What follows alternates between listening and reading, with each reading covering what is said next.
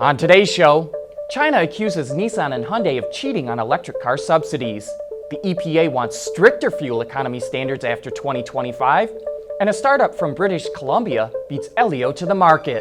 All that and more coming right up on Autoline Daily.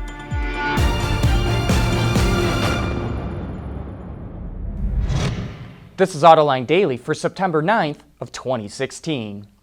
Yesterday, we reported that China is cracking down on car companies that broke the rules on its subsidy program to develop electric cars. We said that none of the major automakers were involved, but we were wrong. Today, China announced the names of another 20 automakers that were caught, and two of those companies are Nissan and Hyundai. Geely, the company that owns Volvo, was also named.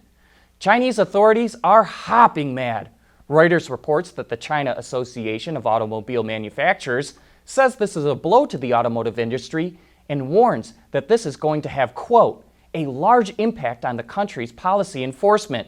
And we take that to mean the authorities are going to start an industry-wide crackdown on all kinds of rules and regulations.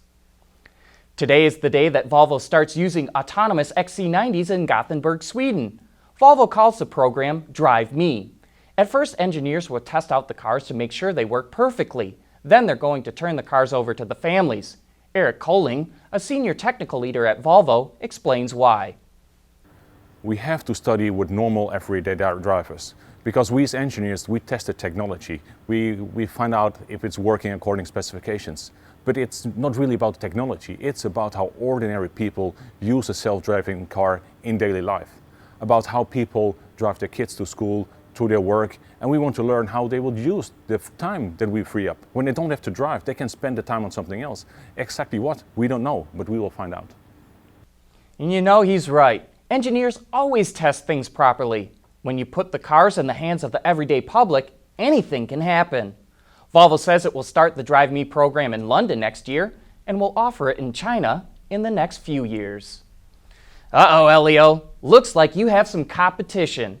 Canadian-based Electromechanica Vehicles Corporation just unveiled this very Elio-looking three-wheeled EV called the Solo. And that's an appropriate name because it only sits one person.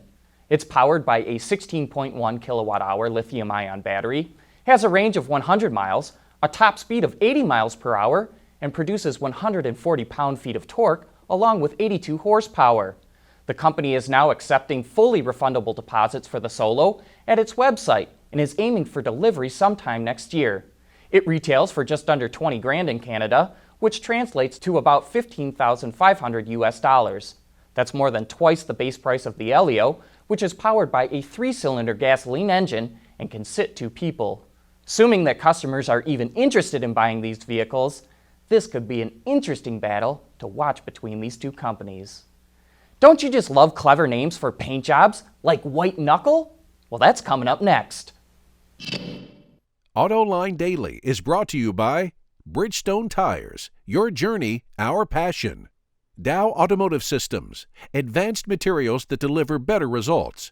And by Lear, a global leader in automotive seating and electrical systems. With the Paris Auto Show right around the corner, more and more automakers are teasing what they're going to reveal, and Lexus is the latest.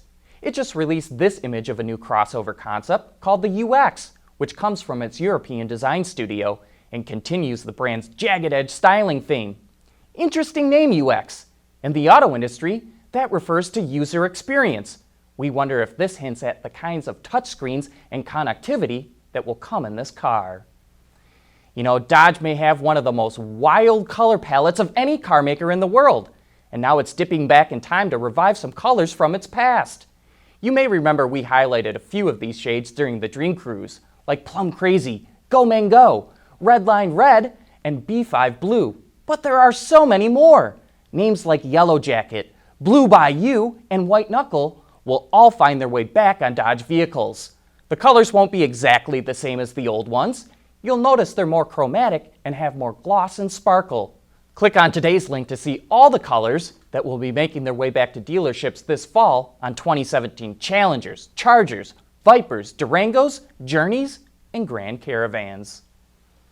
The Porsche 918 Spyder is one of the fastest hybrid vehicles in the world, and the knowledge that went into that is making its way into the new Panamera hybrid. Under the hood is a turbocharged 2.9-liter V6 engine that's mated to a 100 kilowatt electric motor. Total system output is good for 460 horsepower. As you might expect, the Panamera e-hybrid is pretty darn quick. It hits 100 kilometers an hour in just 4.6 seconds. And that's thanks to all the electric power being on tap the moment the driver hits the accelerator pedal. On the previous model, the pedal had to be pressed down 80% before additional power from the electric motor kicked in. But just in case you want to be a little more green-minded, the car can travel up to 50 kilometers, or about 31 miles, on pure electric range. The new Panamera e-hybrid will debut at the Paris Auto Show.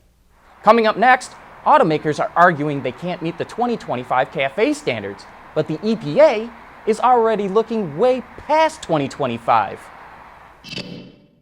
At Bridgestone, our engineers want to help make sure you're not stuck on the side of the road. Our revolutionary drive guard tires are engineered to take a puncture and drive up to 50 miles. Ready to go. Watch the Olympic Archer demo at BridgestoneTire.com. Automakers are going through the midterm review of the 2025 fuel economy standards. But what happens after 2025? On Autoline this week, John sits down with Chris Grundler, the director of the Office of Transportation and Air Quality at the EPA, and he revealed how the agency is approaching the issue.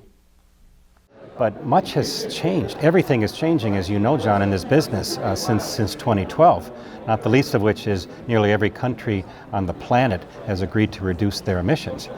And if we're going to achieve what science is telling us to achieve, which is roughly an 80% reduction in emissions by mid-century, we can't afford to continue to be just thinking about incremental improvements. We have to be looking for game-changing situations. And like I said, the industry is in the midst of transforming itself with new players coming into the business with capital, with the big demographic changes that are underway, with new mobility businesses cropping up, and with the advent of new fuels and low carbon fuels. So I think we in government need to be willing to open our minds and transform public policy as well. And what I try to convince the audience here is that we need to begin a conversation about what's next.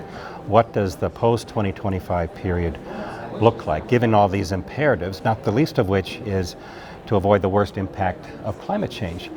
So what does that mean? That means designing a policy framework that tries to realign these incentives, that encourages and not inhibits these changes, actually accelerates these transformative changes, and looks at how do we integrate fuels into this policy? How do we integrate some of these new firms?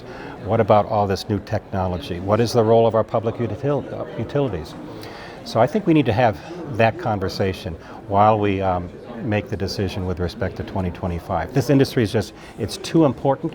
We're not going to be able to address climate change without transportation. John also talks to representatives from the California Air Resources Board and the Alliance of Automobile Manufacturers to get their assessment of how the industry is progressing in meeting future fuel economy and emission regulations. So head on over to Autoline.tv or our YouTube channel to watch that entire discussion. But that wraps up today's show. Thanks for watching. Go out and have a great weekend, and we'll be right back here on Monday.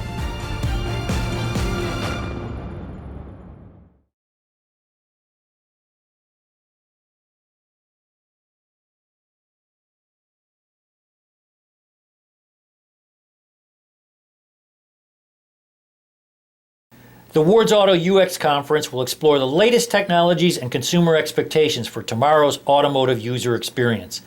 See presentations from FCA and Continental on strategies for branding UX, and hear a keynote from Dave Lyon of Pocket Square, an innovator in the field of user experience design. We will recognize the winners of Ward's Auto's 10 Best UX Awards, and you can check out all the winning vehicles on the show floor. Join us October 4 in Novi. Register now at wardsauto.com/UX.